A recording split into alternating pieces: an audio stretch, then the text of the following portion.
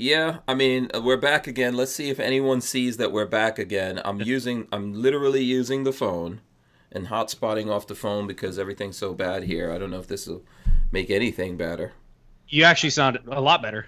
Oh, Yeah, okay. I mean, we can hear you fine. You're not even like starting to cut out. So this is Yeah, and SoCal Gunner sees us back. Yep. All right, I'm switching over to the third attempt at live stream. Yeah. Excellent. So what you need to like when you title this later, it's the little live stream that could. Yeah. Lord. Yes, and I feel really bad about it because it's a great AK conversation going on. No, you're missing out. I feel like I don't even have to work that hard because you guys are just going at it, and I'm like, I can't even get my questions. I seriously think it's just like Silicon Valley trying to fuck with us because every time Yeah, we get we like don't wanna- really good conversation, something's here in the word AK. You know. So yeah, I'm my apologies for that, guys. I don't know what's going on. I'm actually broadcasting off the phone now, using the phone as a hotspot to do this. There's just something wrong with this building. We're in an old ass building, and there's a bunch of different lines and stuff's crossed. So, yeah. So Lola's trying to call them, but that's obviously not going to help us. But Brandon and Babyface are having a good convo. I'm just going to be here. You guys are missing out on talking AKs. Yeah, I'm just going to be here. Yeah, we're not being robbed of anything. The viewers are being robbed. I know, We're exactly. still having the same fucking conversation we have it otherwise. Yeah, yeah. You guys just go ahead and talk, and don't worry about me. Man. Simpson Road Larry says, "Damn it! I've given 3 thumbs up tonight. Do I get a prize?" If you could figure out, get my eternal affection. Yeah. If you could figure out with all these 3 different breaks in the video, how many times Brandon flips his hair. God, you deserve a medal. I'll get you one of each T-shirt. Yeah. Yeah, good luck on that one. I don't know. We'll just pick a number. So I think we got cut off last time talking about 545 versus 30 cal versus 7.62, and how personally I'm a major fan of 545, even over like 5.56. 5.56 is good because it's so plentiful, but man, there's something about 5.45 that I just love it. Obviously, like. I would choose 5.56 over 5.45 for availability any day, but like if we're in a vacuum and you have all the ammo or mags you could ask for, 5.45 is just an awesome round. Mm-hmm. Yeah. I 100% agree with that, especially as a bullpup. Oh God, not as a bullpup. Even though, no, I take that back. The what's that Russian gun built off the Crank design? The Groza. Yeah, no, I'll take that back. The Groza's pretty dope. I can't. Damn it.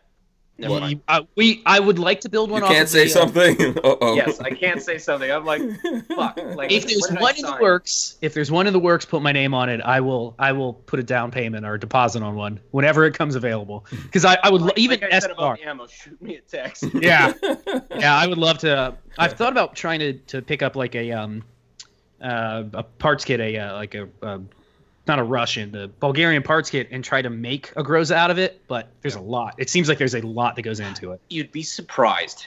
Really? You would be honestly surprised. Realistically, the trigger linkages are one thing.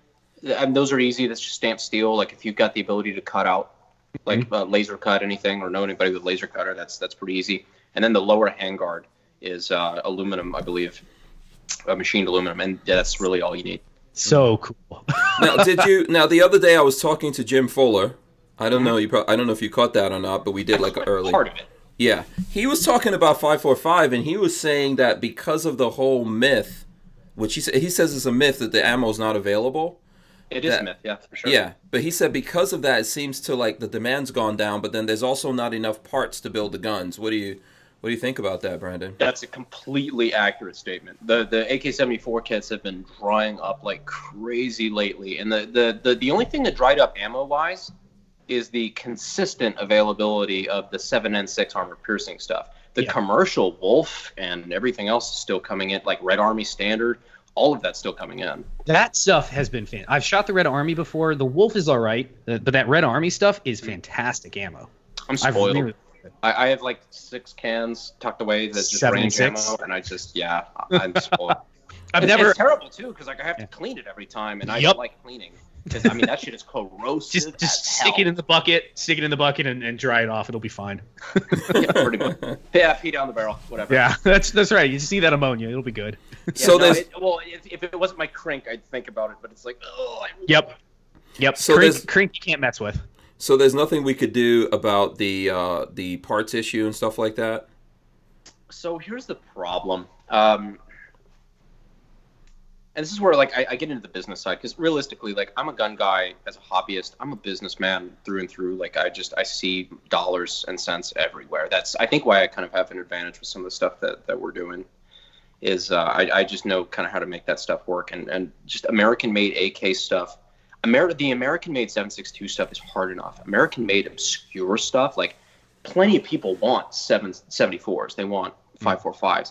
They do not want to pay what it would cost to make, because you're talking about, at least in the hammer forging dies, because you need to have a forged trunnion, you have forged bolt carrier, at least those three, if nothing else. Making your own barrels, making your own, like, stamping your gas tubes, stamp receivers, all this different stuff. You're looking at an initial setup cost of at least maybe 1.5 million. Holy hell. To do it right, to do it completely right and completely in-house. Yep. In-house, like, to pay for all the dies, all the stamping, all the tools, and an initial run of, like, say, like 500 or something like that. Yeah. Oh my God. And nobody's willing to pay that. No, God no. The amount of time it's going to take for you to get a return on your investment, it's ludicrous. Yeah. You're never going to get it back. No, and the funny part is, like, this stuff is really cheap. Like people are like, oh, but I can buy it, like, this surplus, this and this everything. I'm like, yeah, you know why? Because that was financed by the Soviet government. Yeah, they didn't pay for that. No capitalist said this is going to be a great investment in 10 years. Like, the fucking government paid for it. Like, it's like either the Soviets or com blocks. Anybody in the com block, they had all their stuff paid for by the Soviets. So yeah. Shout out to everyone coming back in. We appreciate you guys coming back in here for the third time for most people. Skips Tacticals out there. Shout out to her. Gun streamers out there. Shout out to those folks as well. Yeah, so we're here having this conversation about AKs. And specifically, we're talking about the 224 Valkyrie AK. Did I say it again? Did I mess it up again? No, you said it fine. I said we're trying to have that conversation. We're trying. We're sidetracked out. We go on a tangent. Yeah, 74s right now. Yeah. We were on 74s. Which I'm fine with. I'm cool. Yeah. I don't know if everyone caught the conversation about the wave that goes through an AK when you fire it. I know that's another thing Jim Fuller was talking about, because I was asking him why there's not more integrally suppressed AKs, and he was like, yeah, that wave is not fun. And integrally suppressed in general is hard to do. I mean, especially for rifle calibers. It works really well on something like an MP5, but on something like a full power 5.56 gun, it's a lot tougher. Anything with gas in it. With gas in it is very difficult. And like I have a Gemtech Integra, which is like one of their integrally suppressed 5.56 AR uppers. And I mean, like, it's doable on direct impingement. With an AK, your gas port has to be so far out. It's like, why? Why don't I just have a 10-inch barrel and put a suppressor on it? You basically have to redesign how your gas system would work. Otherwise, your can is going to be oblong or something weird. Yeah, and it's one of those things where it's like, it's not hard to do an integrally suppressed AK. Like, I could probably put one together in like 3 days, but it's just, why? Why? Yeah, it's makes no sense. Yeah. By the way, if you guys can hear me, if people can hear me, and there's people saying, "Is this the Babyface Brandon show?" Yes, it is. Oh, it is. Yes, it is. Yeah. Welcome. Yes, they took over. Hank is tied up in the basement. We are talking about AKs. Yeah, you can only hear my voice. Yeah. But it's a good thing. Save it on bandwidth. Yeah, I mean, they don't really need me. They could just talk about AKs with no help. Hank, you got to be the voice of God, bringing reason into this conversation, because we will just go on AK tangents all night. Yeah. Plus, I'm keeping my face off of here so that we don't overtax the phone, because I'm using my phone.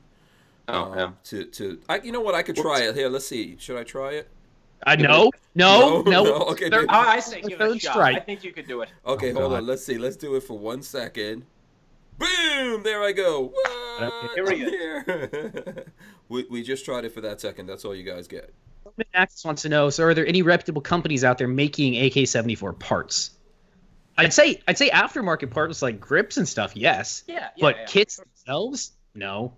To me, at least, it's hard. It would be hard for a company to warrant that expense when you can buy a piece of shit parts kit, put it together, that's already has a forged trunnion, has all the good stuff.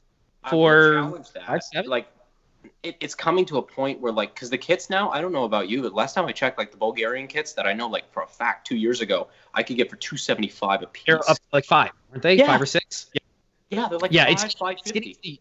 It's getting to the point now where it could be profitable because it never was. Before now, it was just not profitable for a company to take on that expense. But I think in the next 5 years, it might be. It's just who's willing to get into forging. I would rather invest in a company that is selling bottled oxygen. Yeah, seriously. It's literally that bad. Like, it's no. Mm-mm. Yeah, you guys are cracking me up. And I'm getting very jealous, by the way. You know? What? Because Babyface now... Did you guys ever meet before? Apparently, this never happened before. Nope. We've been on like a stream. We've done the podcast once before. Yeah. Oh, okay. Yeah. I was starstruck at the time. I couldn't get words out. Exactly. Oh, exactly. I see what's good. Okay. Babyface P. First of all, we were thinking about starting a fund so you can get boobs, Brandon. What? I don't know how important that is. Why? I don't know if that would help. This podcast is going so well. You just have to... Now you know why. Now you know why I'm regulated to not be on the thing. Okay. Just got a monkey wrench and everything. Is this a real thing? Oh, yes, it's a real thing. No. It's not. It's real, Brandon. No, this the gun community is a lot more accepting than it was 3 years Jesus, ago. That's the thing that you want. Oh God. Yeah, you're not gonna judge him, Brandon, right? Oh God, no! I will pick on you, but I mean that's just on good fun. I will. Yeah. Okay. By the way, Jay Loafers gave us a couple of bucks. He says, "Get better internet service, Hank." You need to come out and do a test on the building or something. It's ridiculous. Lola's on the phone with them right now. But yes, Brandon won't judge you, babyface. if you get the boobies, and he might even squeeze them a couple times. Oh God, this is getting weird. You gotta get a couple of drinks in me first. Yeah, we can do that. Do you think that's is that a difficult mission?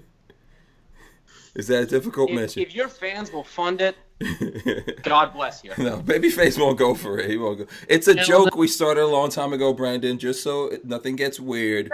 Imagine I told Marley, hey, I'm going to get surgery. She'd be like, I'm leaving you. I have a story for you guys. Real quick. This is like the coolest thing that's happened in like the last 3 months, which is kind of funny because like I developed like 2 different caliber AKs that have never happened before and like all this stuff. But like this is the part that I'm like, oh yeah. Love that. There is I'm helping out my friends Clay and Tony who are doing Kalash Bash in Texas. It's like this big shoot like near Houston, like April, 15th. I think ish that weekend. Mm-hmm. And there's a guy, we were doing a live stream and we were joking about having like somebody who would be willing to tattoo our logos on his ass. Oh, no. And we were like, what would we give this guy? And we like Tony's like, oh, I'll throw in a parts kit. I'm like, I'll build it. Like, I'll build it well. Like, we threw together like this fantasy build for somebody and somebody volunteered. No! Oh. And so we actually, it is so legit. We've talked to him. At Kalash Bash, this shoot in Houston, or I think it's like 45 minutes out of Houston, he's bringing his tattoo artist there, and we are going to do the tattoo at the shoot. Oh my nice. God. And I asked him, I'm like, can I do part of it? I don't know how. I've never fucking done a tattoo in my life. But and you're going to do a tattoo on a guy's tuchus? Right, yeah. Seriously? Dude, if it's my logo... Yeah, your company's going to be there forever now. Okay, I'm going to give him like 5% off for life. Okay, if his backside has to be shaved, you're in trouble from this go. Don't make me think about the details. Yeah. No, you better think about this, Brandon. Make sure you know what you're getting into here. You know, what if he rips one off while you're tattooing? Oh, God. I will punch him in the throat. Yeah, just think about that, man. This is like, Hank, I will be honest with you, I'd really rather not. Brian Quick gave us $2. He says, Babyface P boob job.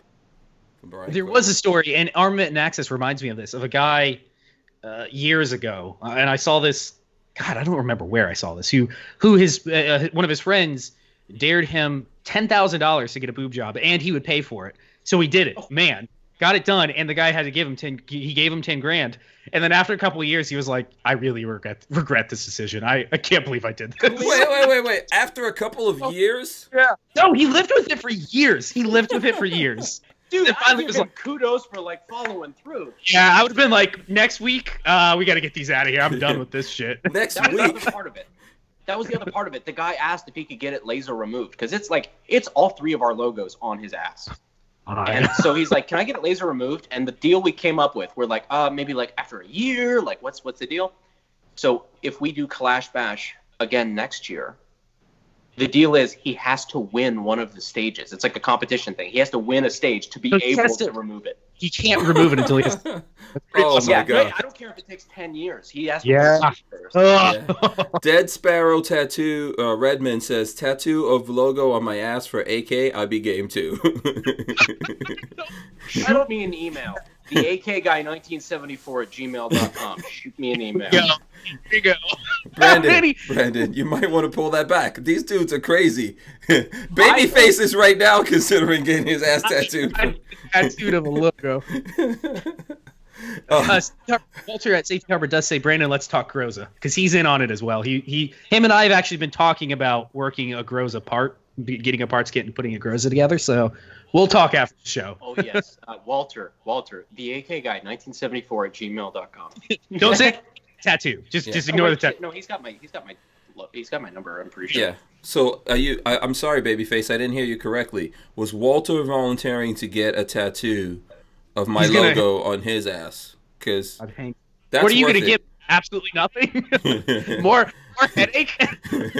I don't know. No, if Walter did it, I'm like, okay. I'll sweeten the pot a little bit. Yeah, God, Walter. A fellow 50 cal enthusiast. Oh no, those. Yeah. Wait. I don't think Walter. I don't think he's got a single tattoo, does he? I don't think so. I don't know. I don't know if he would admit it to us. Screaming Skull Saloon said, "What is going on here?" It's gotten real fast. Yeah. Yeah. So this Dead Sparrow says, "Yeah, no bull. I do it." I do Oxford anyway. Not a big deal. Yeah. You want to tell them your email again? The AK guy 1974 at gmail.com. If you're serious about putting a tattoo of my logo on your ass, let's talk business. Okay, now what does it doesn't have to be on the ass either, by the way. Oh, really? I'd actually prefer it didn't. Okay, let me ask you this, Brandon. Safety Harbor says niet. Yeah, Walter says. I'm not even mad. What does a guy have to do out there to get one of the AK-50s? More than that, because they're not even released yet, right? Yeah. Yeah. Right now, you just have to place an order in the year 2020. Exactly. So, like, that was actually that's something really important. I think actually that I was really insistent on from the start is I was never going to take anybody's money. I never wanted to take pre-orders. I never wanted to take any money at all. Like people, when I first announced it, and that was back in 2015. Like Hank, I think I met you for the first time like a month and a half after I announced that I was trying to do the 50. I think so. Yes. And so that would have been like SHOT Show of 2016. Yeah, I remember SHOT Show. Was that the SHOT Show where they kept catching you everywhere? Yeah, that was the SHOT Show. Yeah. People still ask me about that. It's like a really fun, like Andrew from GY6. Like, that was. Yeah, there were all these. If you never heard about this, Babyface, he brought the AK-50 to SHOT Show, but he was what they call suitcasing. No, that wasn't even the problem. That was not even the problem. That was the funny part. Mm-hmm. It was not SHOT Show that got me in trouble. It was the Venetian, like the hotel, was monitoring their Instagram feed. And I had like Guns Daily and the Bearded Male and everybody like up in my hotel room, like take pictures with it. Oh yes, that's like, right. Yeah, you weren't at the show. You were up in the hotel room, and they came and got you. Yeah, they came and got me. It was rough. Like, and they sent like the 3 fucking Igors to go get me. Like, and there was like 6 Oh, it was weird. What is it? No firearms allowed in their hotel or something? Like, okay, well, they did relax a lot. They relaxed a lot when I explained that it was just a mock-up. It was a non-firing, like, just aluminum, like, prototype, basically. It's a mock-up. There's no bolt carrier mock-up in it either. Like, it was just empty. They calmed down a lot after that. Yeah. But they still said that there was it was a no replica firearm policy in the hotel. And we just put that in place about 10 minutes ago. Yeah, exactly. Sorry. You know that's made up. Right. Which, I mean, to be fair to them, I signed the rules. I didn't read them. Fair enough. Right. Yeah. And then I think they did say that all you had to do is get a booth, and then everyone was like volunteering for that AK-50 to be in their booth. Yeah, I'm sure. And I still want to give a shout out because I mean, honestly, like these guys did me a solid, and I've never been able to repay them for it. It was KE Arms. And KE Arms, yeah, good dude. They were sharing the booth with another company that Brethren Arms that sold the MP5. Mm-hmm. And so, I still 3 years later, man, I appreciated that. They helped me out of a really tight spot. Yeah, shout out to KE Arms. Those are the guys that built all the parts for the Hudson, right? Yeah, KE Arms. I still own a parts kit. Yeah. Ooh. Yeah, Brandon, what's up with that? I know you got some of those. Don't lie to us. What's that? The Hudson H9 part. You heard the whole story with Hudson, right? That they went out of business, but the only thing I heard was from James from TFB TV at SHOT Show this year, where he left the bear with the "Get well soon, like we'll miss you" balloon. Oh God. So 2 weeks ago they filed Chapter 11 and are going out of business. KE Arms then a week later came out saying that they're owed above seven figures because they have done all the uppers, the aluminum lowers, and a bunch of other parts for them. In between distribution, parts, prototyping, and some other stuff, they owe upwards of 7 figures to them. Holy shit. Yeah. Holy shit! How did you fuck up that bad? Yeah. So they have a boatload of parts sitting around, and I would like to buy one if they would send it over my way. Yeah, I think they had it. Didn't they have an email up? I don't know if anyone emailed them and got through. Yeah, I'm guessing they want to unload as like a whole. They don't want to just part them out to random people like me. They want somebody to come in and just buy everything up. Yeah, but who's gonna have that kind of cash that they're looking for? Walter, I think here's the bigger deal. Who's going to have the cash to spend on a bunch of guns that couldn't sell? Yeah. Literally, they went out of business because they couldn't sell enough. Do you want to buy a bunch of them? Yep. Yeah, put some extra scroll work on it. I don't know. You know what? That's a good thing. That's going to be interesting to see what happens there, man. So how do you? So like you were saying that you are into the business side, Brandon. How would you have handled? Because how do you slow down a thing like this from happening and getting caught out there like that? I never. Okay, so I imagine KE Arms should have cut them off way long ago. Like, you're not paying your bills, guys. We're not delivering more parts. I'm just not running the machine for you. Sorry. Yeah.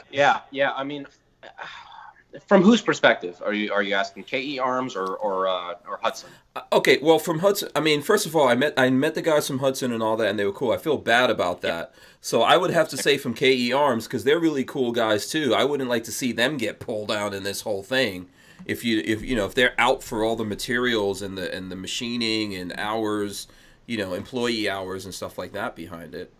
So I really hesitate to throw stones as far as like Hudson, because like every business is obviously a risk, and every new product is obviously a risk. You don't know what the market's going to respond to.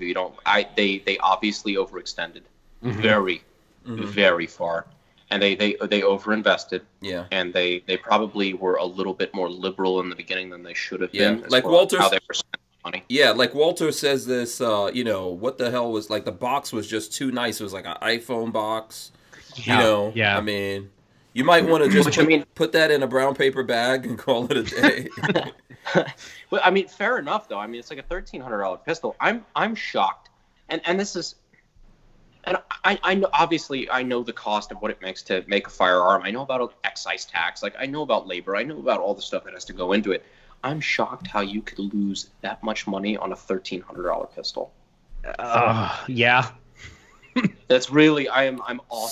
So then, if it was like $400 and they had invested a couple million in dies, I get it. But wow. So then what do you think then was the manufacturing cost of this gun? I don't know it well enough to speculate. Okay. It couldn't have been. Well, knowing the gun industry, there's not their margins aren't huge on firearms, but I can't imagine them putting $1,100 into it. It seems like they'd have to. Here's the deal on that one. Actually, like there's margin in firearms if you're making every single part of it. FN makes fucking bank on their firearms. Or Glock makes good Glock, exactly. Yeah. Yep.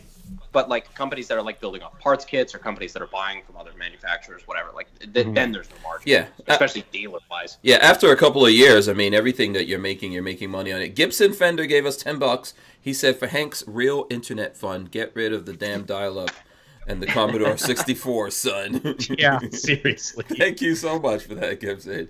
Yeah, you're a peach. Bless your heart. We need Walter for that.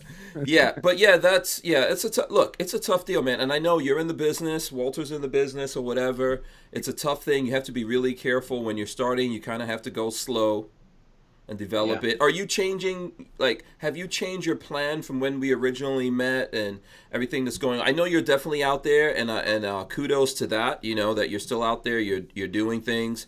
I know I saw you like a couple of years ago running around with Trump on the plane and everything, but you're still doing stuff. So have you changed anything? I have changed so much, Hank. Like honestly, like when we met the first time in 2016, I was an ignorant child. I knew nothing. I thought I knew enough about manufacturing to do it, and honestly, like I knew nothing. I've learned a lot about manufacturing, about machining, about CAD, about prototyping, about everything. And honestly, that's part of what's been really fun about the YouTube, and I think that's why it's doing so well, is because people are learning with me about, like, because I don't play off like I know everything. I'll tell you when I don't know something. And I was really not in a position. If I had to do it all over again, I probably wouldn't start.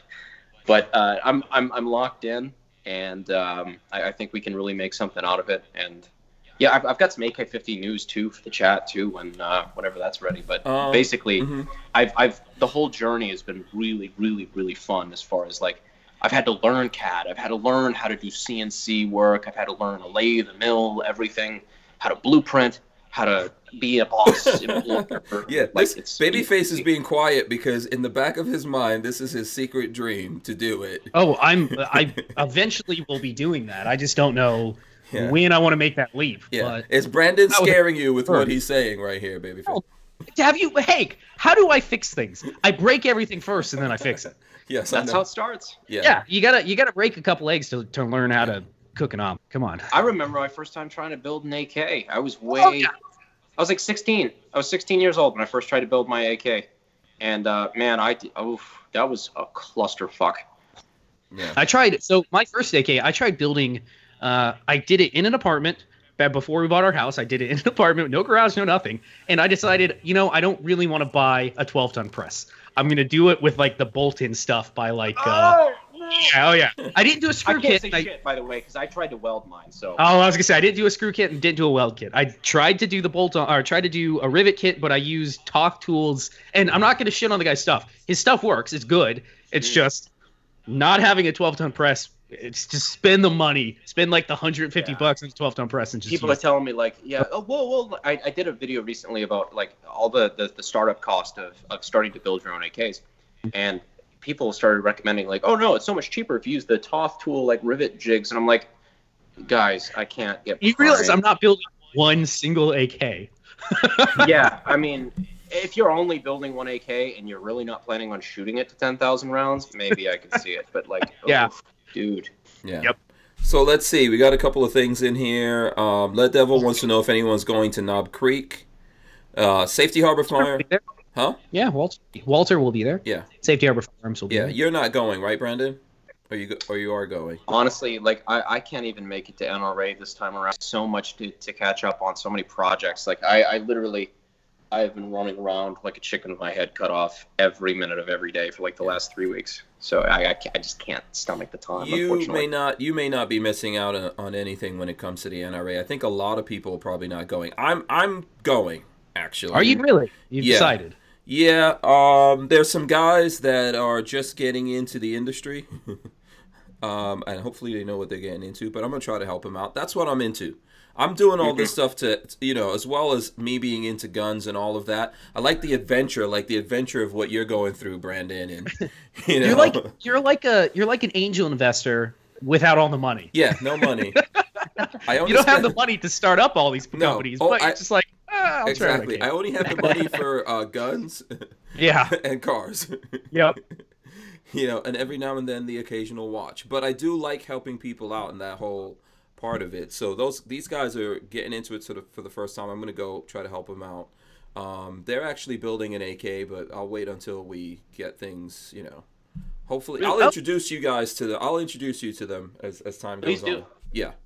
I'm not one of those guys that gets funny about that. Like, I think there's enough room under the sun for everybody. So if I'm excited to meet him. Yeah, absolutely. I'm going to do that, man. I appreciate that you've been rocking and rolling with me through all of this. So, rocking and rolling with you through all of what? What are you talking about? Like just all this time. It's always a pleasure. Who's the one that's been drinking over here? Yeah. No, listen. Sometimes there's people. You act like it's a chore. Well, it sometimes is. Yeah. Sometimes it's not so much fun, Brandon. I don't know if you're aware of all the things out there, but But it's cool. So let me see. Christian Gress wants to hear the damn AK-50 news. He's getting. I was wondering when somebody was going to say that because I dropped it and everybody was like, and then I totally went past it. Yeah. Yeah. So there's a pretty good chance that the guys that are working for me in the shop right now are listening, and I'm really scared that they're going to call me in the middle of the bus if I say what I'm about to say, but if I get interrupted in the stream, that's what happened. There's a very good chance that we will have, and we're on the V6 of the AK-50 now. We didn't machine every single prototype that we've done. Thankfully, we're able to kind of kill it in the computer first and realize okay, maybe this wasn't the right direction. Let's kind of work things out. The V1 was the first one that fired, right? That was the one that we fired one single round out of it.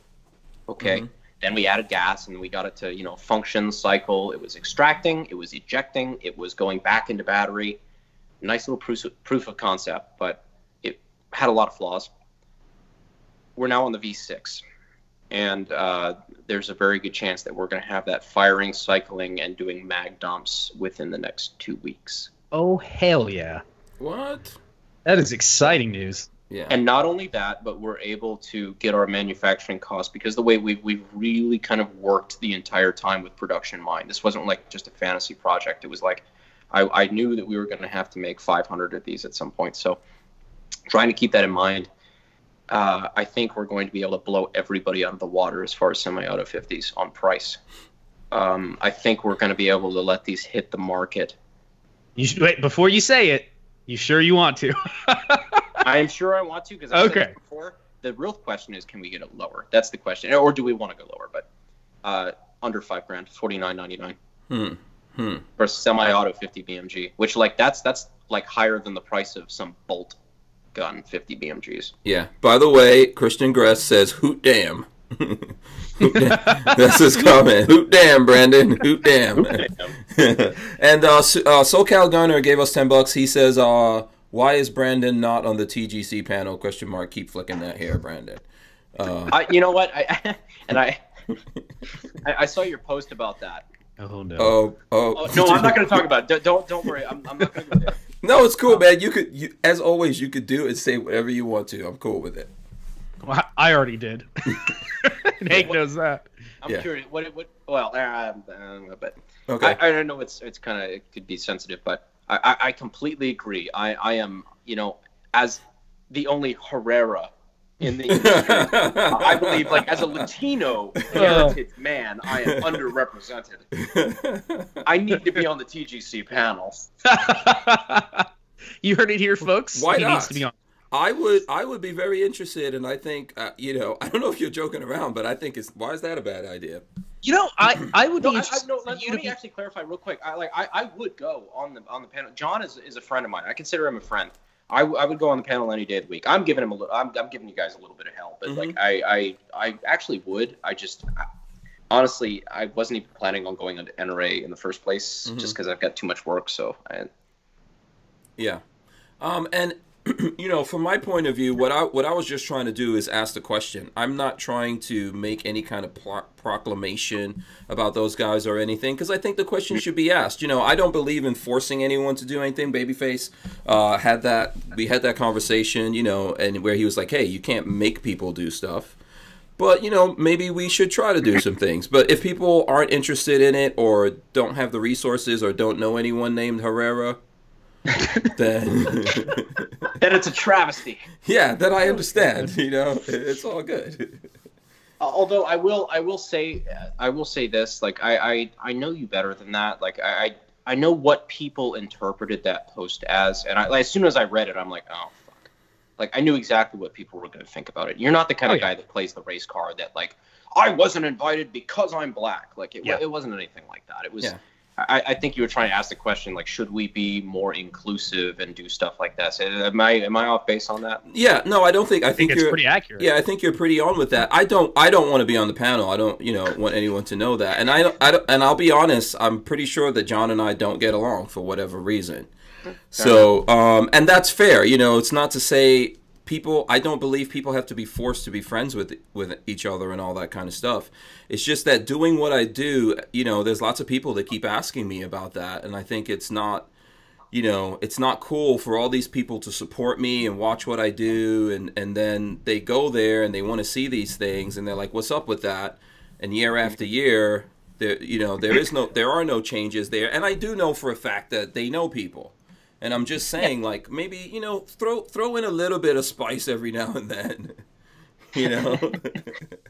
At least, come on, if you're not willing to go full black, at least, come on, Latinos. Yeah, Latinos. You're kind of in the middle, right? You get so much with it, with the Latino. And look, he's got long hair. You can get a lot of stuff. You can get a lot of really, stuff. Yeah, and you get a lot of camera time. Really, yeah. I mean, like, right here.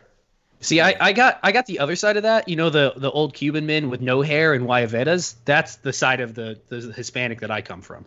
So I didn't get the hair side. I got the no hair side.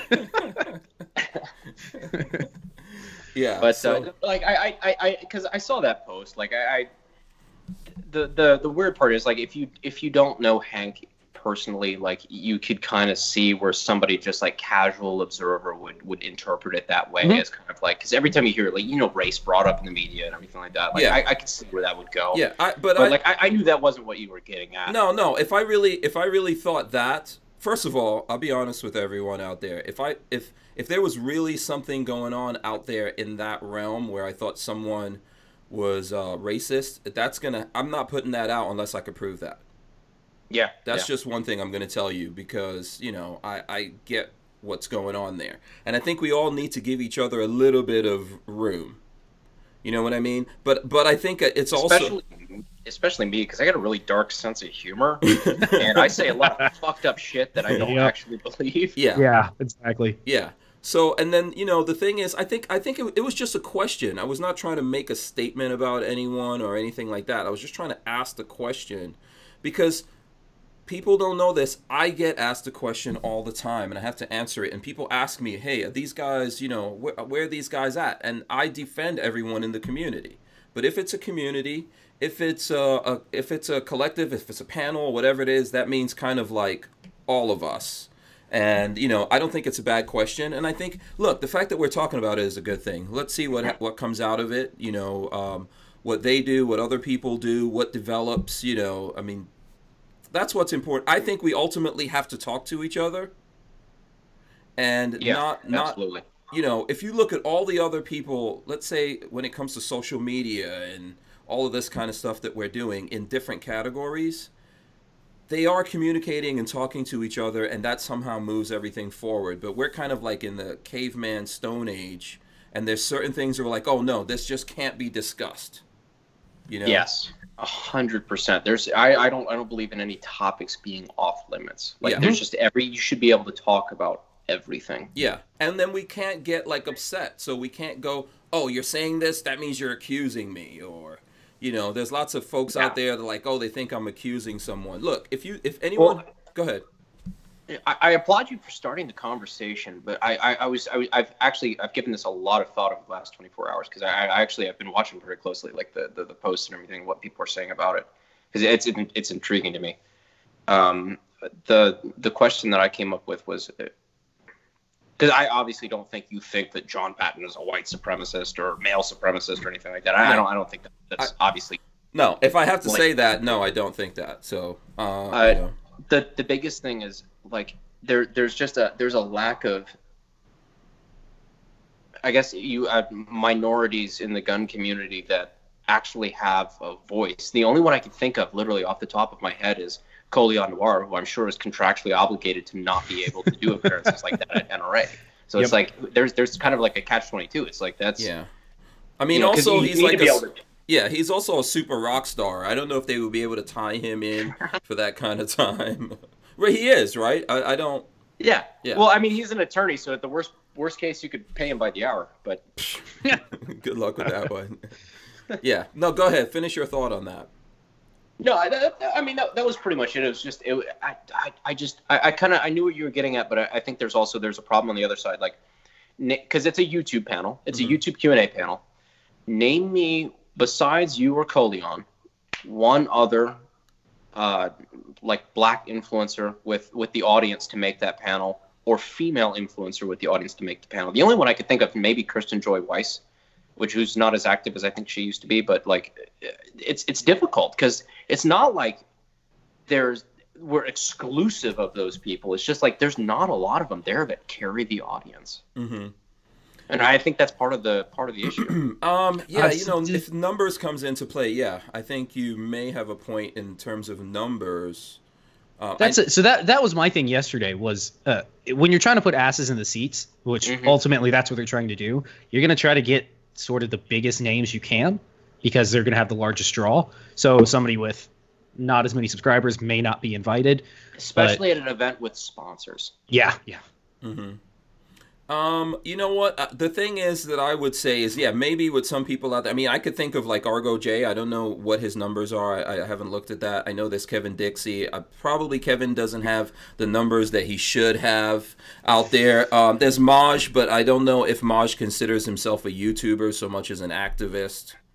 Right. Yeah, I met Kevin Dixie for the first time this SHOT Show, but I don't think his numbers are like anywhere even near. Did he try to sell you his new red gun? Yes. Did you buy one? Because you have to use code Hank10 if you do that. But you know what? So listen. But see. Okay. Let's say we say that's an issue, right? Sure. Maybe we should do some stuff about that. I can think of one that's really big actually right now. There's Black Rambo. Black Rambo is pretty big. So like we might have a conflict there. Like I remember seeing him at the Circle Bar at SHOT Show. I don't know if I've got a lot to say to him because that is just so. There's a difference between like a black shooter, like somebody who's just a black dude that's in the shooting community that is in the gun community. Black Rambo stuff it's just blatantly not safe. Yeah, and a lot of his shit, it's kind of got that. Can I say ghetto vibe? It's just like it's. No, you're right. 100%. Yeah, I think you're right on with that one. I was kind of being like messing around. Oh, I thought you were serious about it. I'm like, no. I think I gotta tread really fucking carefully. No. I don't dislike Black Rambo, but I would put him in the gun chick category. The gun bunny. I would put him in gun bunny category a little bit. Yeah. So yeah. Just because I agree with the safety FPS thing. Russia have fun with guns thing.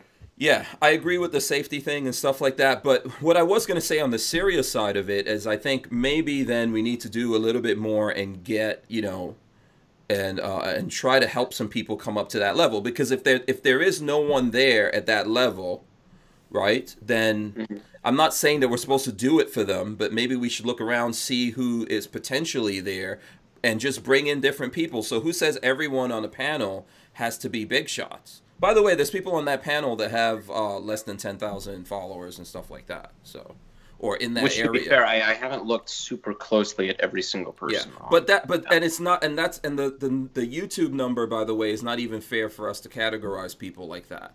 Because there's some people, if you look at their YouTube number, it has nothing to do with the fact, like We Like Shooting, for example, is probably the biggest gun podcast. So their YouTube numbers, what the hell does that mean? You know what I mean? That doesn't mean anything, because what are their iTunes numbers? Or, there might be someone that has low YouTube numbers but huge Instagram following. IG, yeah, you know, like I can. But definitely, they're technically YouTubers. Yeah, I could definitely tell you some people on IG that are pretty big or whatever. As of late, I'm not very big on IG. No. Oh, you didn't hear about that? Oh yeah, you got kicked off or something. I got banned. No, it was bad. What? For what? It was really bad. I had 22,500 on Instagram, and I got banned so bad. Like, what did you do? They banned me hard. Hard. Yeah. I'm serious. Was it Jussie Smollett hard, or was it Nigerian Brothers hard? It was like, I can't actually use a euphemism that would be acceptable for this podcast. Hard. They not only did they kill my account entirely without warning. Literally, my friend texted me, like my business partner actually texted me like first thing in the morning, like, "Hey, did you can you get into your account?" I'm like, "No." Like I opened it up. I'm like, okay, it's not there anymore. They killed my account. They killed my phone. Like, they killed my IP address. They killed my actual phone number. Like, I can't access any Instagram account from my actual current cell phone. What? That's crazy talk. It's insane. Like, I've seen a couple fixes. Like, apparently if you restore it to factory settings, like, apparently you can do that. But, like, I'm having to use a burner phone to access my company Instagram. Like, it's bad. Wait, so did you have to start a new Instagram? Because I see the AK guy Instagram. Well, the AK guy Instagram is still there. I can't access it yet. Because my phone, like, it's... What did you... okay, so what did you do? What was it that you did? Well, you don't know. They're not telling you anything. So, I have a couple of things that I assume it was, and I wasn't actually even selling guns. Because, of course, it comes to selling... Actually, no, I know exactly what it was. It was a 4chan thing. Oh, God. Are you a 4chaner? Are you a K commando? I enjoy their offerings. Oh boy, I enjoy them quite a bit. I just like reading through it because it's a total shit show over there.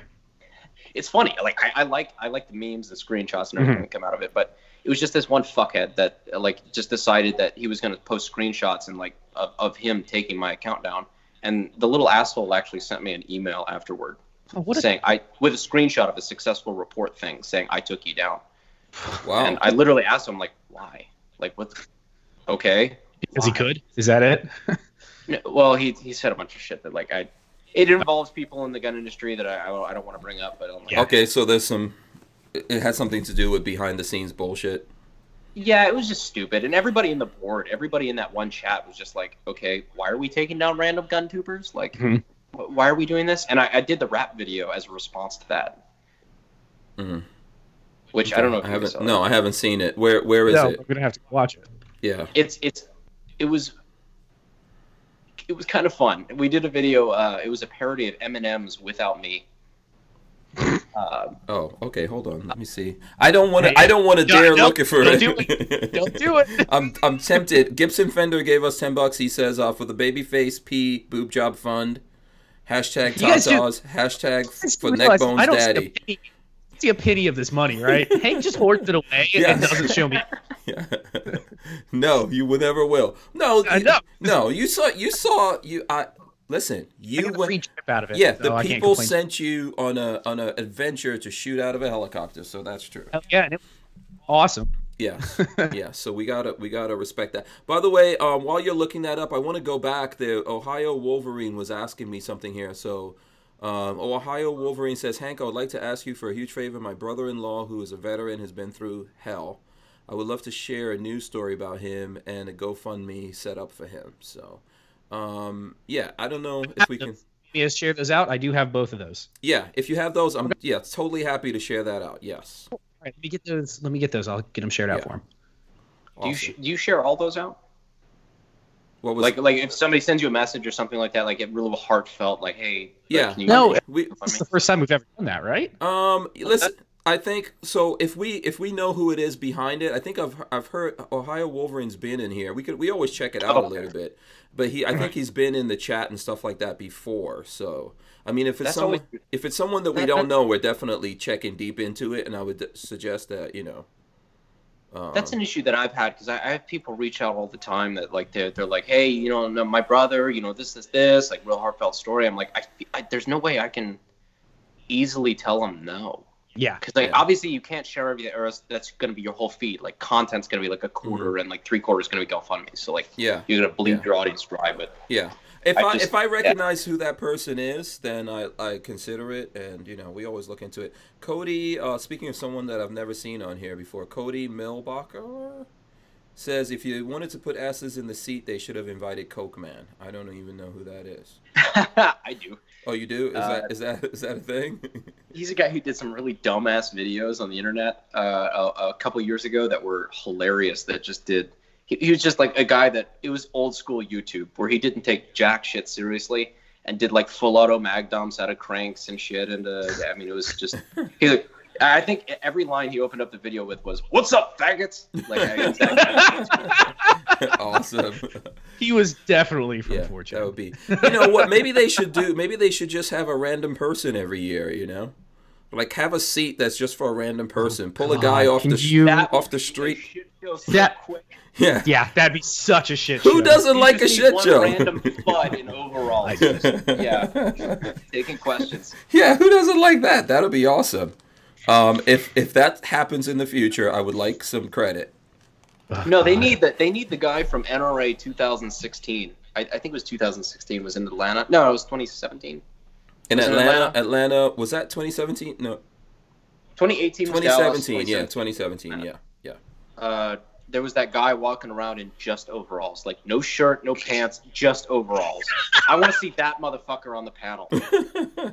I want to hear what he has to say. Yes. Listen, I know it's a tough thing. What I wanted to do is ask the question, have everyone think about it. We've got it out there. And then maybe, you know, in the future, look, it's just, I don't know if people really realize it, but I get a shit ton of questions about it. So that's the reason why I got into it, you know. So I don't want to beat it to death either. Let's see. And I'm sure you talked about this yesterday and stuff like that. I don't want to beat a dead horse. Yeah, but I'm trying to let everyone get their voice out there. Babyface Pete disagrees with me a little bit on that whole thing. I agree and disagree. Yeah, so I think we're all kind of like, I think we have the same vibe going. It's just like how we go about it and how we have that kind of litmus test for who's allowed to do, you know, or who should be doing X, Y, and Z. I think we just kind of vary on the details. And I think we're all pretty much on the same page. Yeah. I mean, and I think you brought up a good point, man. If it's about the numbers or whatever, I'm not really 100% sure that it is. But, you know, if it's about the numbers, you know.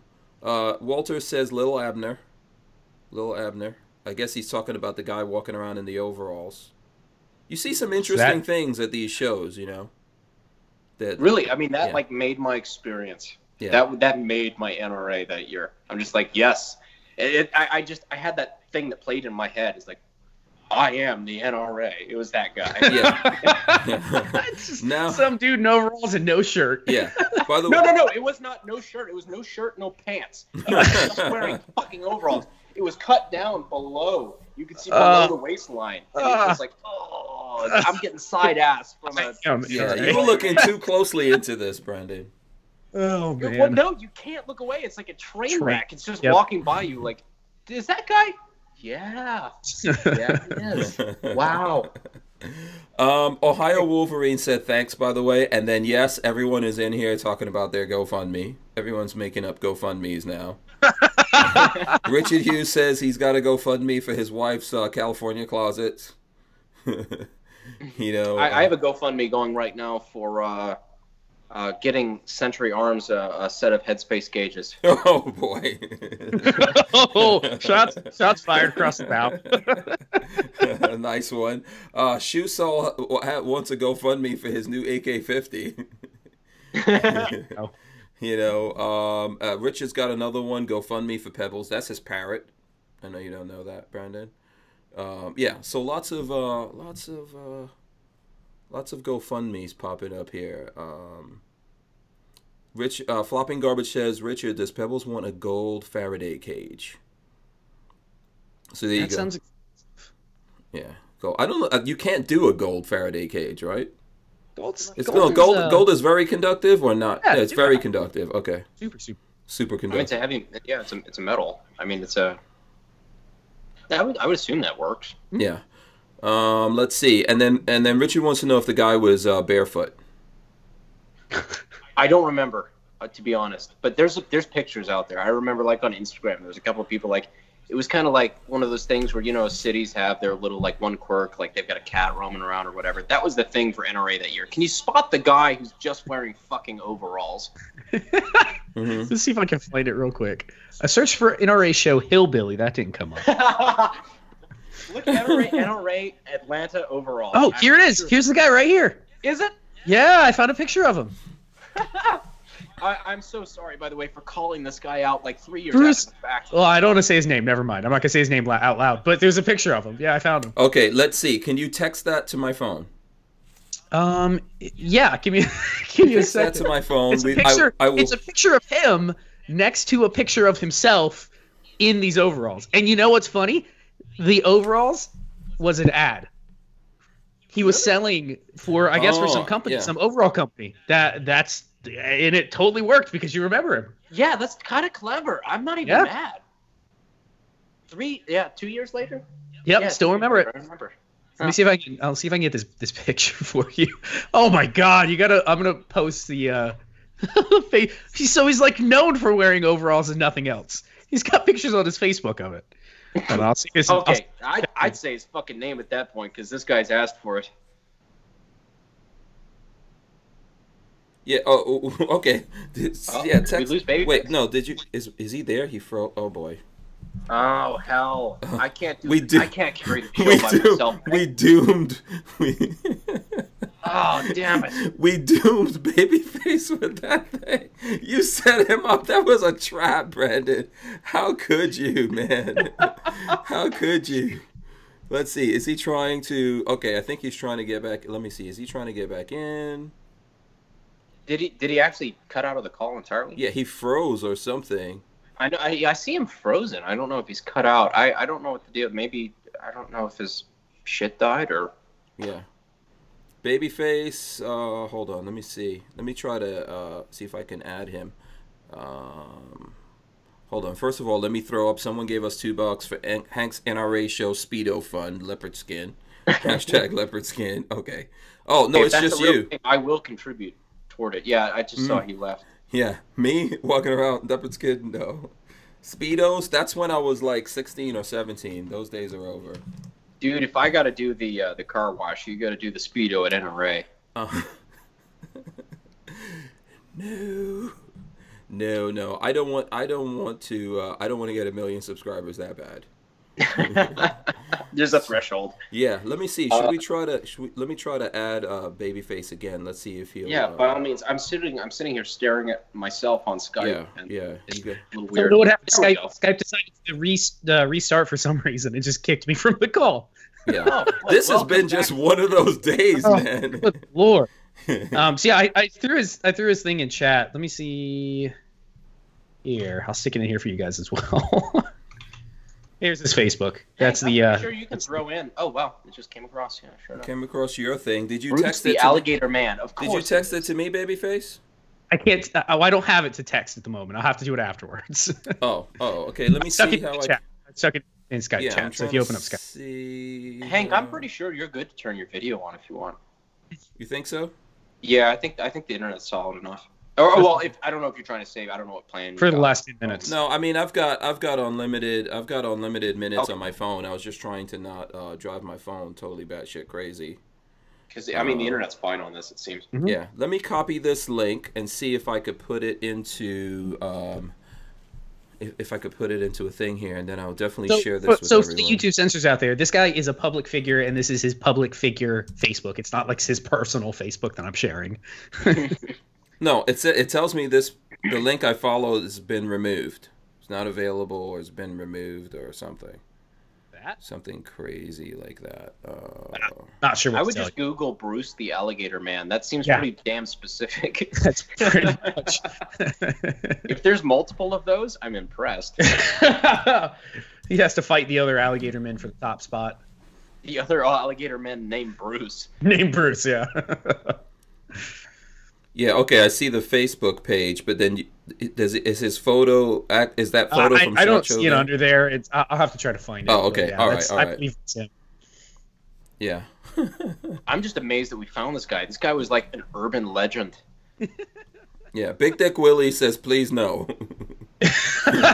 Don't show that. You gotta find at least a picture and text it to me, Patrick. Big Dick Willie says, please no. Okay. Yeah. That's yeah.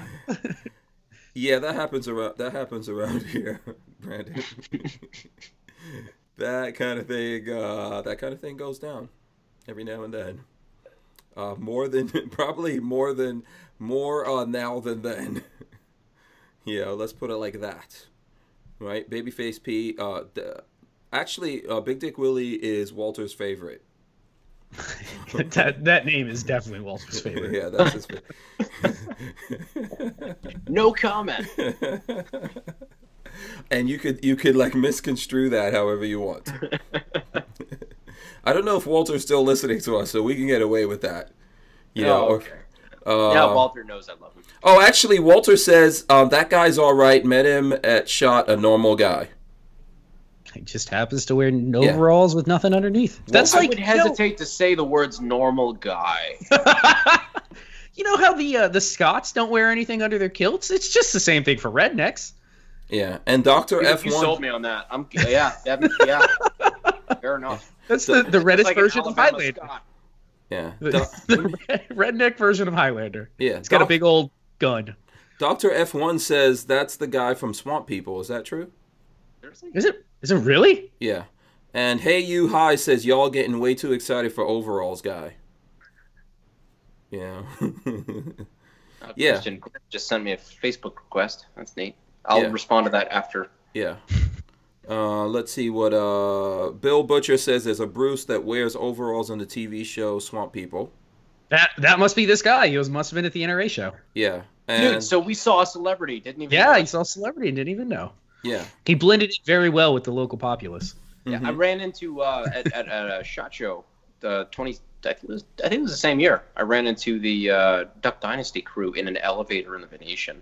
Huh. And it was the most weird. It was weird as shit because I know I'm obviously well enough to recognize them, but we get in an elevator and it was just like silence. 20 seconds down. It was just like, what do you say in that situation? Like, I knew who they were and they knew I knew who they were. Yep. It was just like, they're just waiting for you to say something.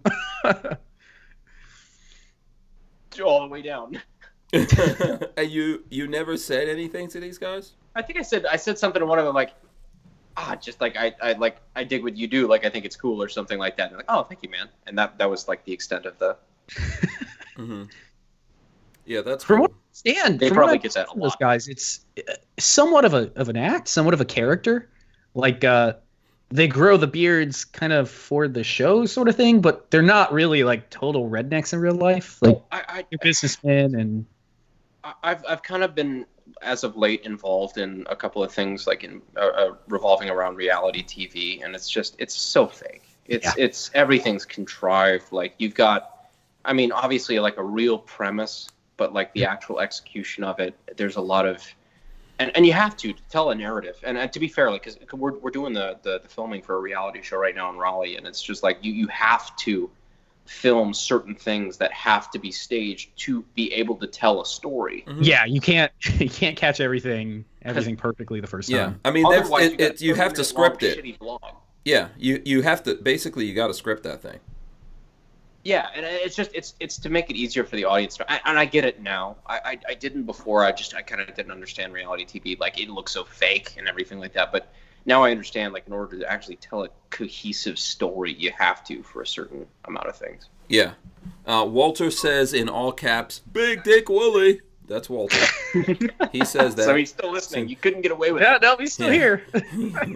That's almost like a Pavlovian response for Walter. he just calls it back. It's call and response. Yeah. You just say that, like, whisper it to him as he's sleeping. He's just like, no, Big Dick Willie. And then Big Dick Willie himself says, he's okay. What does he say? What's your thoughts about Riley Defense?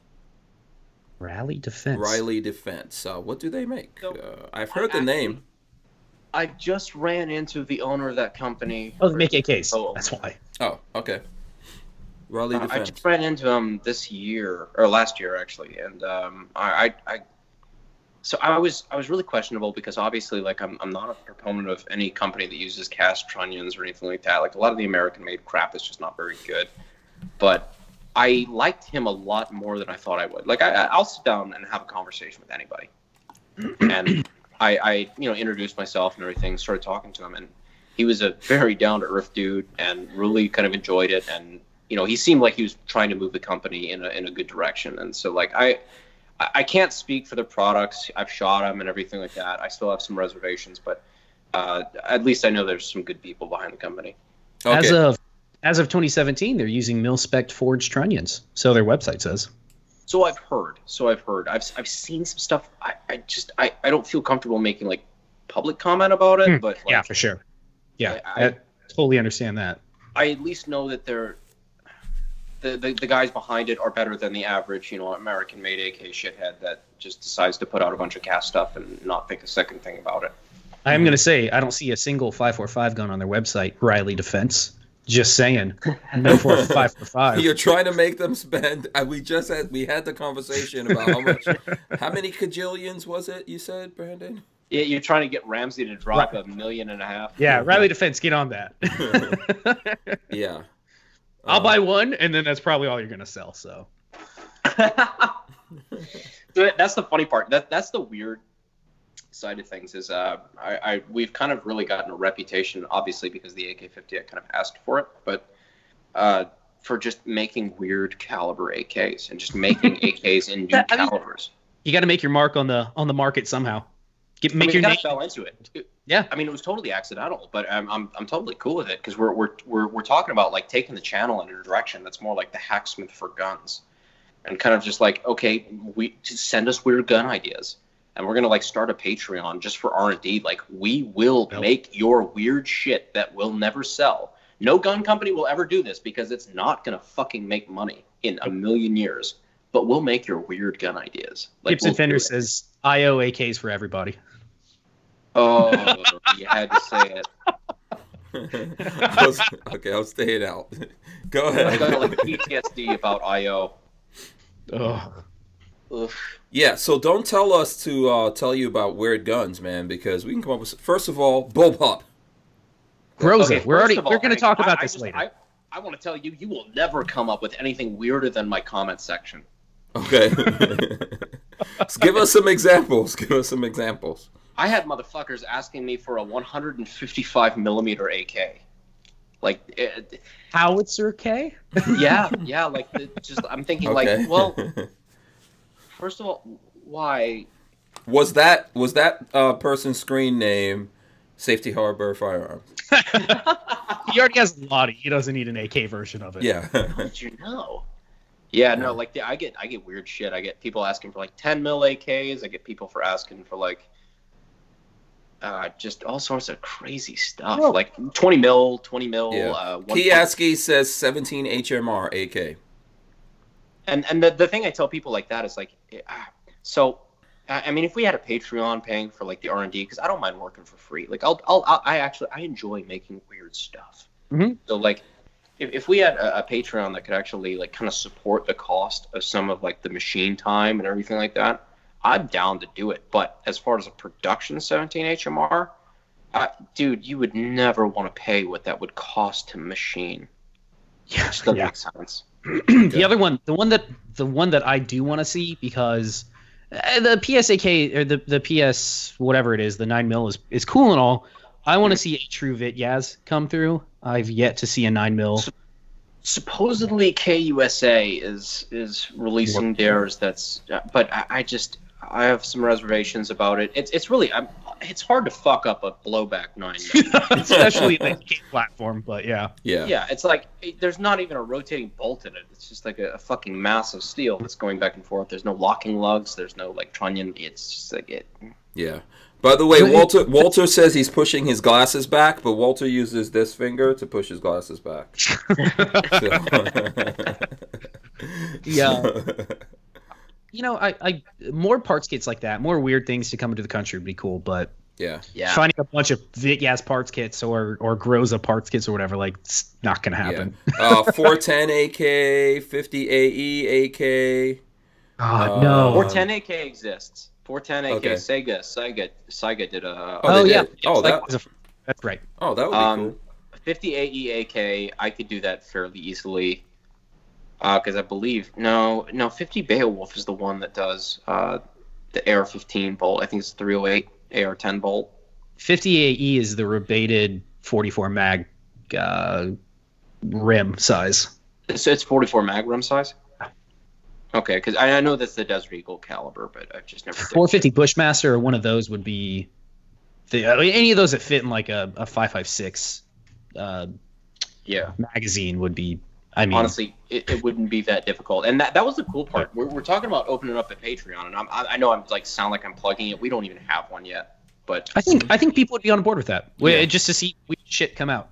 Because the 450, like one of the things that we were going to do is that like I'm going to make these one-off guns, and they won't sell. Mm-hmm. I mean, if I just sold one of them on Gunbroker, maybe, but like we were going to give them away to random patrons. Be like, hey, if you're going to contribute to funding the R&D for this shit, I don't want to own it. Like I don't want to like hoard it. Like just give it away to one of the random people that made it happen. You know? Yeah. When you do something like that, it becomes sort of collectible.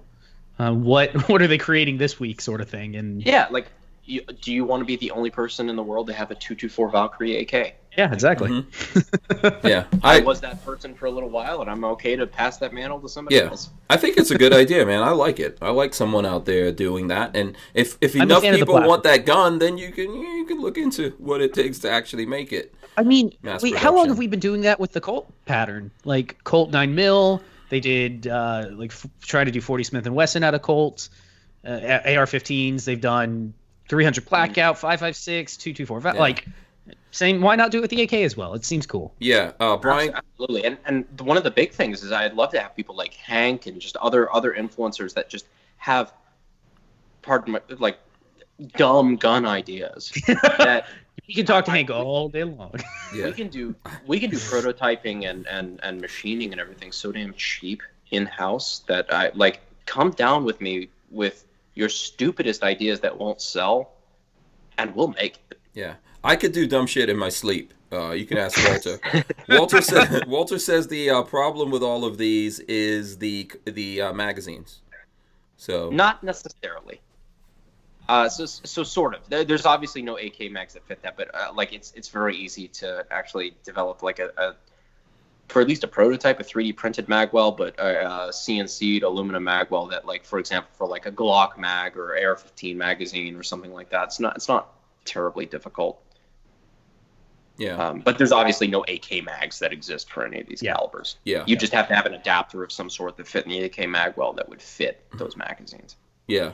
So, by the way, Harry's Holsters is in here. Shout out to Harry's Holsters. He says 450 Marlin in AK with a suppressor would be cool, but I highly doubt I'd buy one. Exactly. That's what. Yeah. You know what? Shout out to Harry's Holsters for at least being honest, because people like flood my comment section like, make this. I'm like, will you buy one? They're like, well, I'm kind of poor right now. It's like, yeah, I know. Let me guess. You want me to pour $10K into R&D for this and then not buy it? Yeah. Got it. Yeah. That's how it goes down. Okay, so we're after 9 o'clock. I know you got other stuff to do. Even though we went through like everything breaking up here or whatever. It's weird that this thing's running from my phone. That is totally ridiculous. I've got my stuff 3D printing in the other room, so we're good to go. Okay. How are you doing, Babyface? I'm good. You're good? Okay. No, I just want to make sure. We'll run a little bit late just because of all the technical things that we had going on. I don't know. Did we cover once we finish up here, I'm going to go play some Red Dead Redemption. I just picked it up today, and I am super pumped to give it a try. Oh, okay. And then once we're done here, I'm gonna go like do CAD work until like 3 a.m. like usual, and not fucking sleep. But yeah. I'm not gonna tell anyone what I'm doing once we're done here, but we probably don't want to. Don't want to hear. Better left to the imagination. Yeah, just imagine it. It's gonna be fun. No, you can actually know for sure if you follow Hank's private Snapchat. Oh, Yeah, that's where he gets his real money. yeah, exactly. It's going to be a lot of money for you to see that. To see that much action. I'm just trying to think if there was anything. I know you guys had some really good discussions that unfortunately got broken up. So is this whole 224 thing? Is it like any kind of? Is it a worthwhile cartridge for it to be in an AK? I mean, other than 7.62, what would be the perfect cartridge for an AK to be in for the folks out there? Oh, there's plenty of cartridges. Like the AK platform, I think people don't realize that it's adaptable, and that's one of the things I want to try to show people, because I really do have a passion for the AK. I truly do. It's adaptable to just about any cartridge you want to throw in it. That was what the AK-50 was about, is like showing people like, hey, you can go up to 50 with it. And we made a couple changes and things like that along the way to make kind of accommodate that. But the platform itself, I mean, it can be, it's just like an AR-15. It's just adaptable. It's a way of sending a bolt back and pushing it back forward at the end of the day. Yeah. To dispense of this old adage right now, to me, AK far quieter when suppressed, because the action doesn't go underneath your ear. Like, you're not resting your ear bone on the action itself. To me, suppressing an AK is fantastic because it's so much quieter to the shooter. There's some things you can do to it to make it quiet. Mm-hmm. Like I'm on board with suppressing AKs. A lot of guys complain that it's just loud. It's loud action, and to me, it's quiet because I'm not hearing a spring and bolt moving back and forth under my ear. Especially if you're not moving, or if you're not using the expensive like bolt carrier suppressed bolt carriers suppressed like silent buffer springs and everything like that. Mm-hmm. So, okay, Kiyaski wants to know what kind of 3D printer Brandon uses. So right now, don't judge me on this, because I know if you're asking about it, you're a 3D print guy. I'm using a MakerBot Replicator 2X, which I don't use the dual extruder system on it. Don't need it, but it's kind of a pain in the ass. I literally had to rebuild it. I had to like take it down, like rebuild the stepper motor like last week. It was it's a pain in the ass. I'm going to replace it soon. Okay. And hopefully that answered everything. Armament and Axes said, I asked earlier what's the process Brandon uses to make some parts with steel powder and electricity or laser. Oh, that's like what, sintered metal? Close. Oh yeah, you're so close to it. I don't personally use it. It's something we're looking into for a couple of different parts in production, but it's DMLS. It's direct metal laser sintering. Oh, okay, that's what Brian Wyatt said. Oh, this guy's a genius, Brian Wyatt. So what? Way to go, Brian Wyatt. You know your shit. Yeah. So what that actually is it's basically like a layer by layer process, whereas a 3D printer will actually deposit plastic as it prints and lower the bed and just keep depositing plastic. What this actually does is it has a focal point for a laser, and it'll put a thin micron thick layer of steel powder or titanium powder, whatever the hell you're using, and it will like basically use a layer or a laser to weld that metal solid, and it'll lower it down a micron and do it again and do it again and do it again, and eventually at the end of the day you'll be left with a pretty solid metal part. And that's the advantage DMLS has over 3D printing. Is 3D printing is all plastic.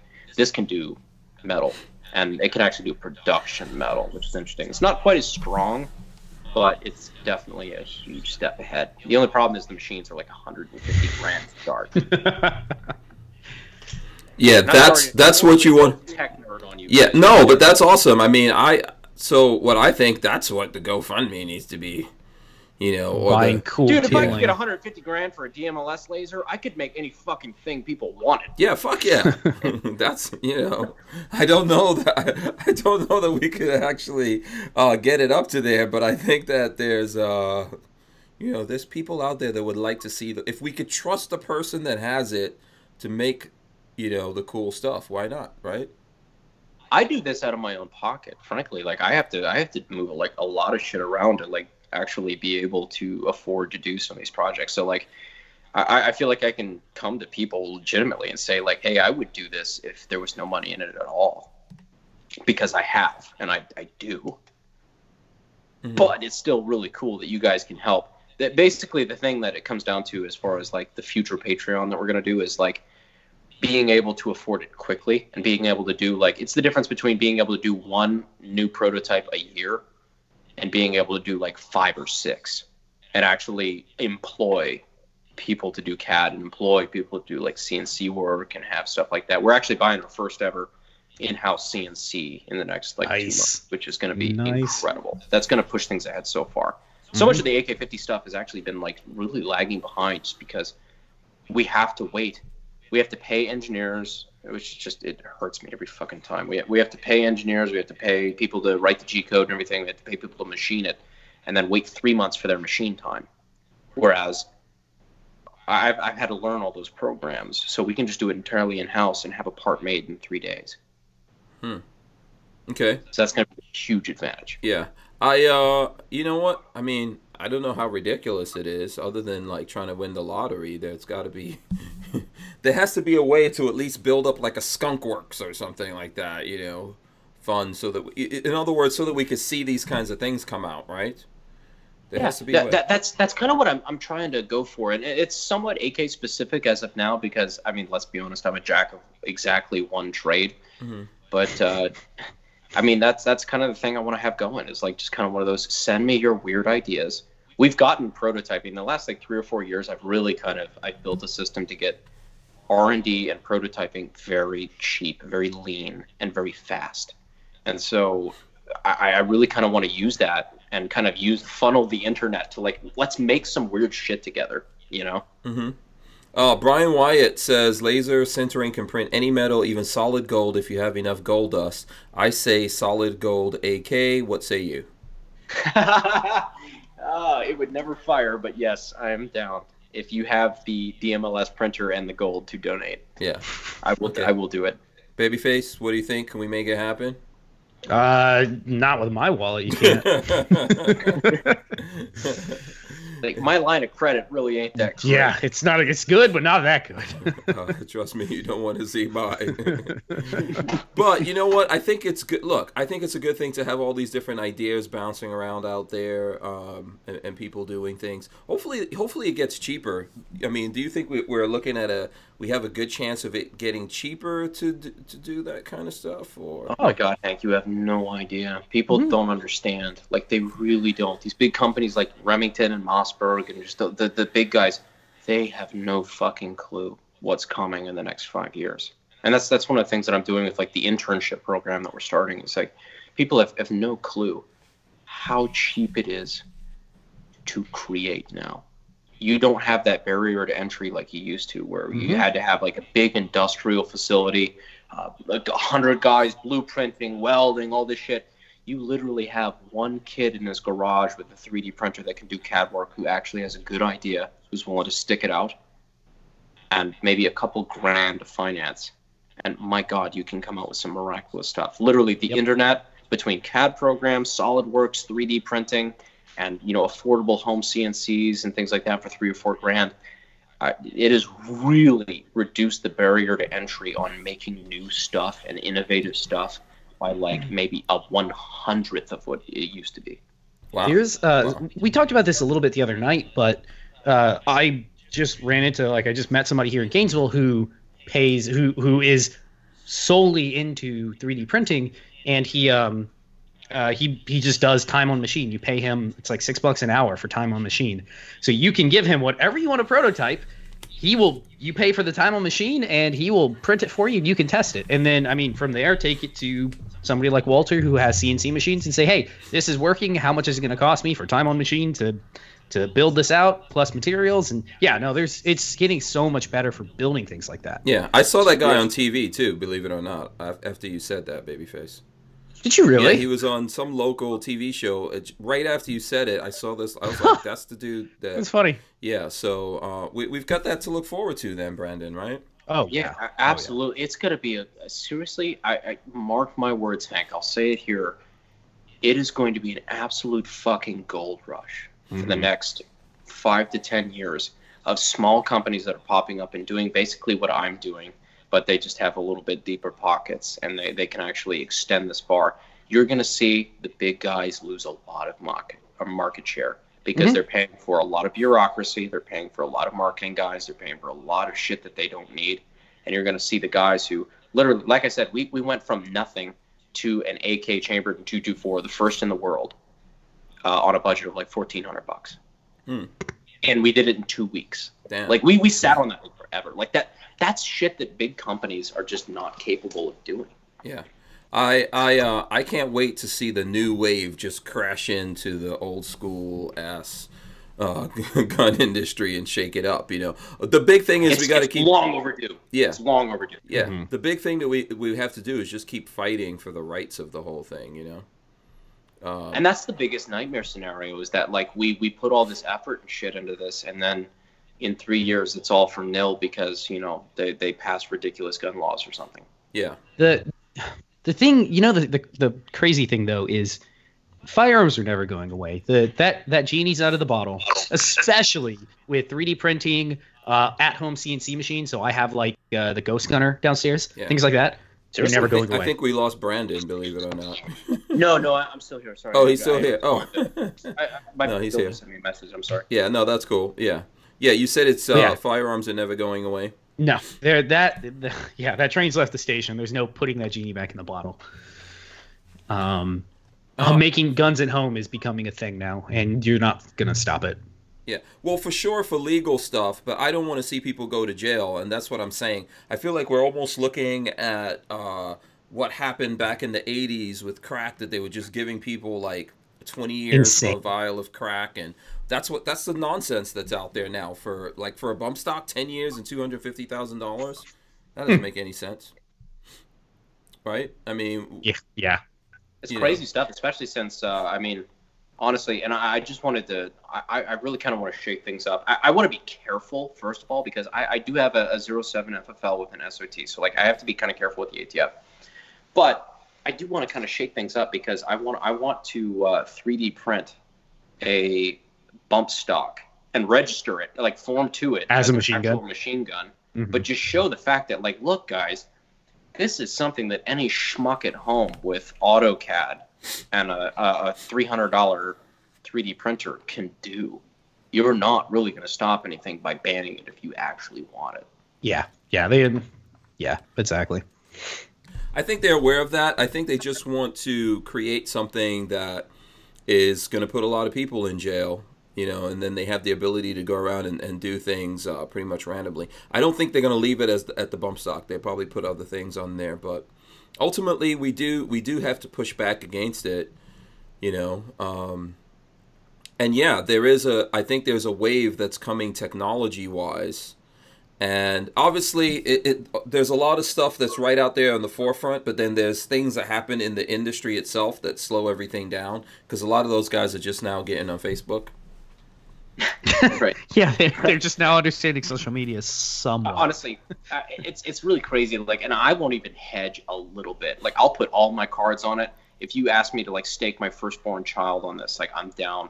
There is a wave coming like people are not prepared for, because I can kind of see myself kind of like on the front end of that without trying to sound like too self-important. I'm really not, but like for example, like a kid that I did some work with a little while back was able to get on the phone with the owner of Ruger, like the current like sitting president, through like a connection, and this kid was bright.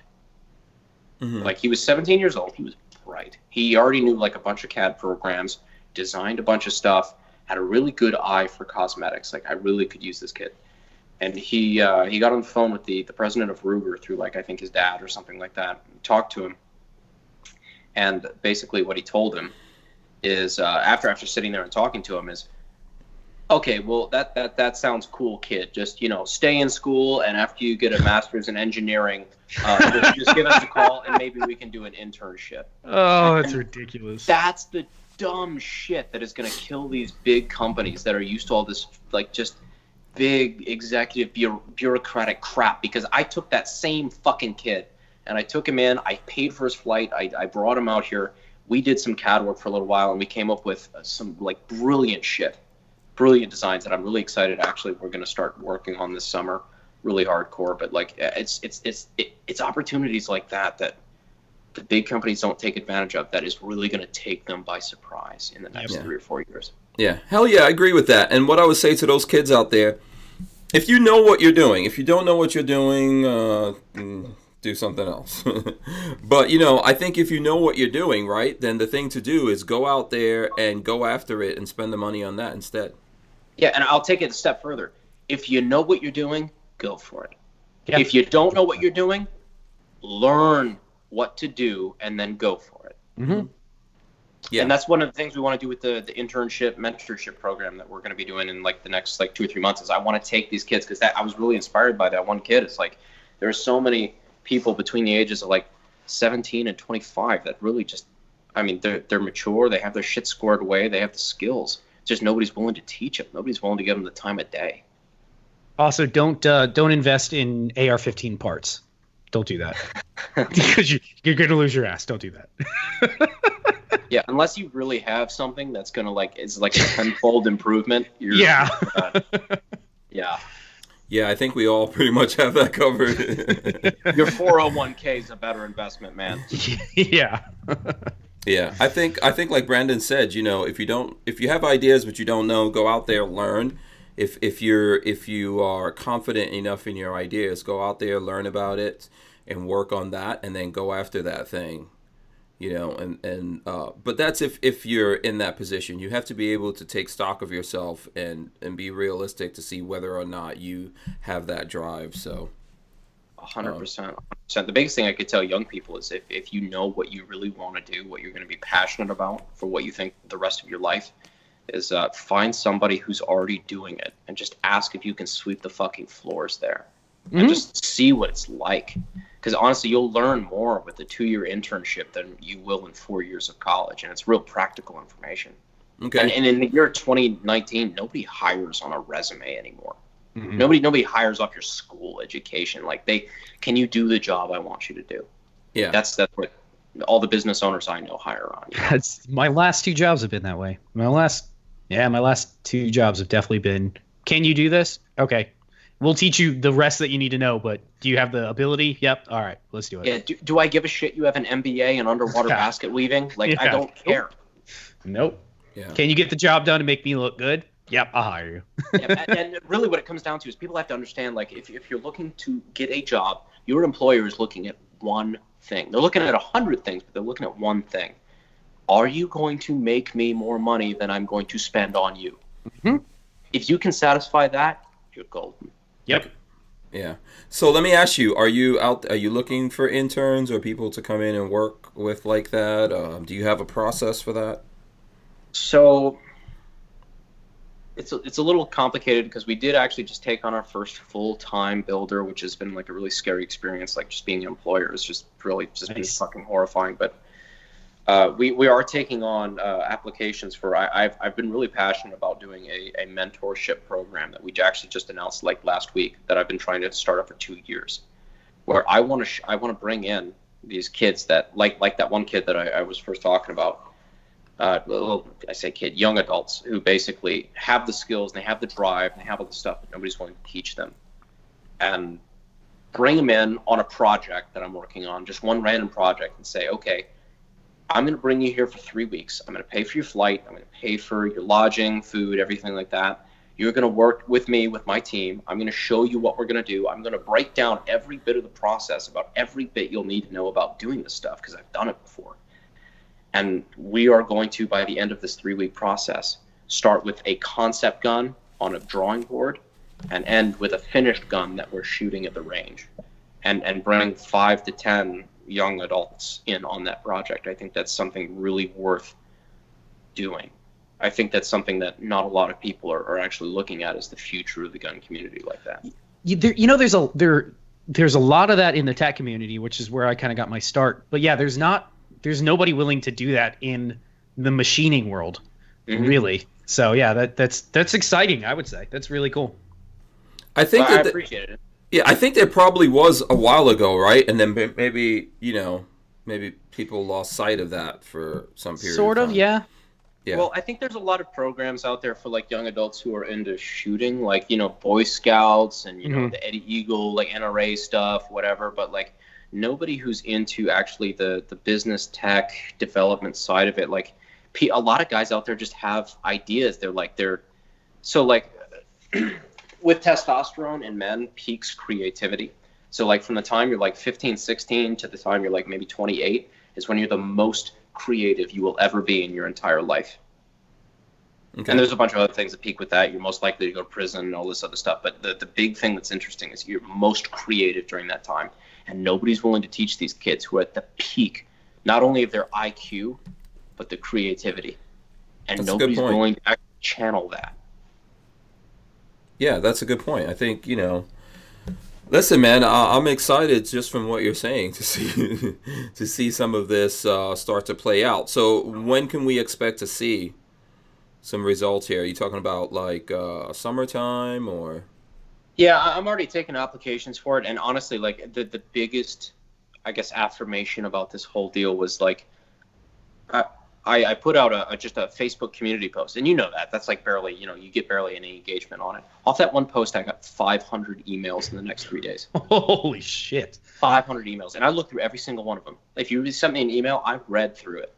All right, it took a lot of caffeine and Adderall, but I read through every single email that was sent to me, and I am going to be making a choice in the next couple of weeks, and I really do. I'm very passionate about making this project happen. Above anything else, I really want to pass this on and show a group of young guys like how this stuff happens, so they can go out, and I'm not worried about competition. Like, I want them to go do good shit, because nobody's going to do what I'm doing.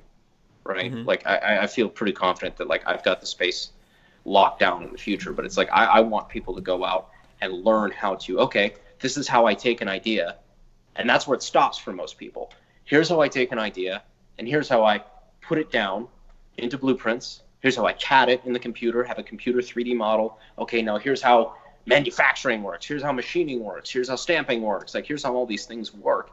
And they can actually produce their ideas. And I think that's something that is really lacking for a lot of kids that literally just, everybody has an idea for stuff. Mm-hmm. I know some older people that could benefit from that. I mean, if Babyface wasn't getting married and had bills and stuff like that, I'll send him off in a heartbeat. If Babyface wants to come down and be a part of the project, I would love to have him. I would love to take some time off and come work for us some time up there. Learn some skills that I don't have because, I'm a garage builder. Yeah, I think don't you go to North Carolina sometimes, or where is it you go? Yeah, the next time I'm up there, it might be a hell of a trip, but we're definitely gonna have to go through. I take that back. We're gonna be there in May, so I'm gonna have to schedule some time to drive over and at least come see the shop and say hi. It'd be really fun. Absolutely, we're literally like 10, 15 minutes off of I-95. So if you're coming up through there, I mean, man, by all means, if I'm in town, stop by and say hi. Let's see. It's a 5-hour drive, but we'll do it. We're in the mountains. We're in the mountains. We're in Franklin. So. Wow. Okay. Yeah. So it's a little it'll be worth it. It's definitely worth getting to see everything you guys are working on. It'd be pretty cool. Yeah. At least go by there and check it out. Mm-hmm. Yeah. Absolutely. Okay. You know what? Let's start wrapping it up here. So let's not take it like too long. I don't want to take it too long. All right. So here's what we need to do. Babyface, tell the folks out there what you have going on, what stuff you're doing, how they could follow you. Baby_face P on Instagram. That's where I post most of my stuff. I do have some video ideas of things that I want to do. So hopefully maybe this week I'll have something coming out, some interesting garage gunsmith stuff to show everybody. But that's it for me. All right, awesome, thank you. And Brandon, of course, man, thanks so much for coming out. I think we always have good conversations. So, what do the folks out there need to follow? How can they get in touch with you and all that if people want to follow up from these conversations? Well, thanks again for having me, man. I appreciate you stomaching me for 2 hours. But we definitely the YouTube. Brandon Herrera has been really picking up recently. That's kind of like my main social media platform at the moment. So that's where you can find out more about like the internship program, all the projects that we're doing, and all the AK-15 and everything like that. But also at the real Brandon Herrera on Instagram is my new account. So if you want to follow that, and please try to rebuild it a little bit. I went from 22,000 to 0 overnight. So that kind of sucked. But okay, so let me do this right now while we're still here. I'm gonna go on there and make sure, because maybe that's why I didn't see any of that stuff. So it's what's the new one? It's at the real Brandon Herrera, and one of the only posts is just me with this shitty new beard cut that I decided to try. But yeah. Okay. All right. All right. You look like a werewolf in one of these pictures. Probably, yeah. All right. Cool. That sounds about right. Yeah, I followed it. Let me see. I'll show. Let me see if I can just pop this up into throw my phone on here. So there it goes, guys. This is what it looks like. You know, get up on there and help Brandon build that back up. Brandon, you're probably gonna have to get a couple of burner phones, man. I seriously, you'd think that I was either like a drug dealer or what. I've got like 3 phones that I carry around just for that. Yeah, it's pretty awful. Yeah, so everyone check that out. I want to thank Brandon for coming on. I want to thank Babyface for hanging in here with us. If we weren't talking AKs, he'd probably be like, no, dude. I would have been out of here by now. I'm gone. I don't care what your thing is, but we got it done. Man after my own heart. Yeah. For sure. If Walter was here, forget about it. All I would have to do is just switch everything. But you still haven't met up with Walter, right? We gotta. I think did we make that happen? In person? Yeah. I can't remember. If we did that maybe at a SHOT Show a long time ago or something like that, but I don't think so. Okay, yeah, we got to make that happen. So anyway, I want to thank everyone for hanging out with us. If you're not subscribed, please do subscribe now. Ring the bell. Do all that kind of stuff. You guys hang in right there. I'm gonna hit the end scene right now. We'll see you guys. We're out of here. Peace. See ya. There goes the ending.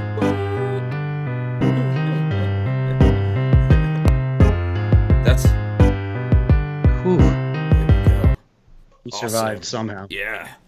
Lord, that was a shit show. At the beginning, at least. We're still on.